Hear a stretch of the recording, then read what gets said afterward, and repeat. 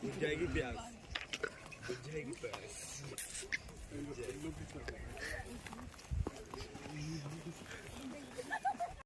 Sir, total stand 32, present 31, for on leave. Jai sir.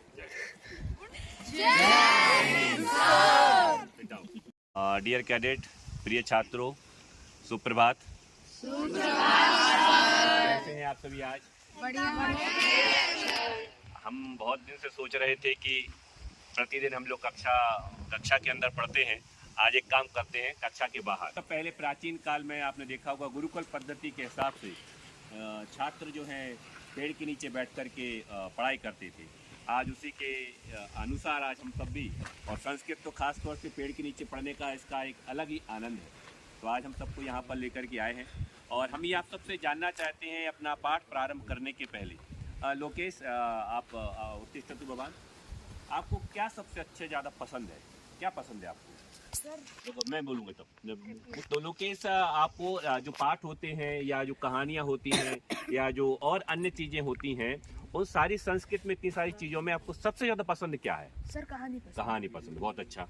तो आज हम सब जानते हैं कि जैन जी का ज़माना है और आज हम जो जिस चैप्टर को पढ़ने जा रहे हैं, जिस पाठ को पढ़ने जा रहे हैं, आज हम जैन जी के हिसाब से आप लोगों को आज एक चैप्टर पढ़ाएंगे और वो पौराणिक कहानी के आधार पर है हिरण्यकश्यप।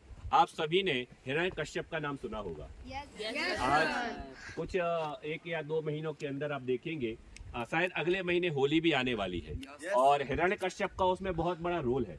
भले ही उसको ब्रह्मा जी से उसको बहुत बड़ा वरदान मिला था कि मैं ना दिन में मरूंगा, ना रात में मरूंगा, ना सुबह मरूंगा, ना शाम में मरूंगा, ऐसे कई प्रकार के उसको मिले और उसके बावजूद भी उसकी मृत्यु हुई, अर्थात मृत्यु सुनिश्चित है। तो आज उसी के आधार पर हम एक संस्कृत का पाठ पढ़ने जा रहे हैं, हिरण्यकशिपु। इस कहानी में हम आपको बैकग्राउंड के माध्यम से बताना चाहते हैं कि आखिर ये कहानी है क्या। इस कहानी में होलिका दहन, हम सब जानते हैं कि होलिका ने कैसे प्रहलाद को अपनी गोदी में बैठा करके और उसको मार दिया था और वो मर गया। होलिका जरूर होलिका का दहन हो गया था, लेकिन प्रहलाद का दहन नहीं हुआ। तो आज हम हिरण्यकश्यप की जो सभा है वहां पर आपको लेके चलते हैं।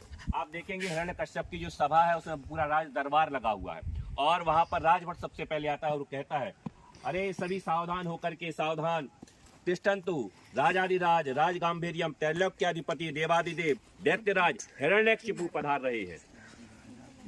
आगच्छति मीन्स आ रहे हैं, पधार रहे हैं, अर्थात देवों के देव, सभी के देव, परम देव हिरण्यक महाराज आ रहे हैं। सभी राजा विजयताम महाराज, विजयताम विजयताम महाराज। मंत्री लोग भी जोर जोर से लगाते हैं जयकारा, आपकी जय हो, आपकी जय हो, आपकी जय हो।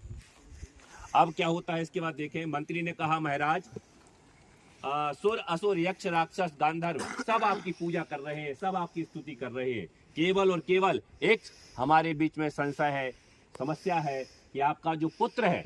इस तरह से डायरेक्ट मंत्री ने जाकर के हिरण्यकश्यप से नहीं कहा कि आपका जो पुत्र, लेकिन अपना सिर झुका करके कहा कि साहब महाराज, केवल एकमात्र ऐसा है जो आपकी पूजा अर्चना नहीं कर रहा है, आपकी स्तुति नहीं कर रहा है। हिरण्यकशिपु ने कहा, हिरण्यकश्यप ने कहा, मैं जानता हूं मेरा कुल कलंकी है वो, दुनिया के सारे देवताओं को छोड़ करके केवल एक ही देवता का वह पूजा करता है और वह है नारायण, और मुझे छोड़ करके, जबकि वह जानता है कि मुझे सब कुछ प्राप्त हो चुका है, दुनिया के जितने भी अस्त्र शस्त्र हैं, जितना भी वरदान है मुझे प्राप्त हो चुका है, लेकिन फिर भी वह अपने पिता को छोड़ करके और नारायण की पूजा कर रहा है। हिरण्यकश्यप के लिए अलग अलग प्रकार के पनिशमेंट दिए जाते हैं। सबसे पहले मंत्री से कहा जाता है, मंत्री इसको प्रहलाद को सबसे पहले लेकर के जाओ और ऊपर जो पहाड़ है उससे उसको वहां से फेंक दो, और उसको रस्सी से बांध करके वो पहाड़ से फेंका जाता है। उसके बावजूद भी भगवान की पूजा में इतना लग्न से पूजा करता है, भगवान की स्तुति करता है कि पहाड़ से भी गिरने के बाद भी उसका कुछ नहीं बिगड़ता है। उसके बाद फिर उससे कहा जाता है कि अब इसको लेकर के हाथी के पैरों से कुचलवा दीजिए। उसके बावजूद भी प्रहलाद का नामो निशान, एक रंच मात्र भी आप देखेंगे तो उसको कहीं पे हानि नहीं पहुंचती है और हाथी से कुचलवाने के बावजूद भी वह जिंदा बच जाता है। इसके बाद फिर उसे कहा जाता है कि नहीं, इसको ले जा करके अब जो समुद्र में ले जा करके इसको फेंक दीजिए। और उसके बाद भी समुद्र में फेंकने के बाद भी भगवान नारायण नारायण कहते कहते वह जीवित बच जाता है। अंत में क्या होता है कि हिरण्यकश्यप अपनी बहन को बुलाता है और उससे कहता है, होलिका तुम इधर आओ। और जब होलिका वहां आती है और उससे कहती है कि देखो ये हमारा बच्चा है, ये भगवान नारायण का स्तुति लगाए रखे है, इसको एक काम करो, आज इसको मौत के घाट उतारना है। और होलिका को तो ये वरदान था कि वह आग में किसी भी तरह जलती नहीं थी और किसी प्रकार से उसने प्रहलाद को अपने काबू में लिया और जाकर के आग में भूल गई।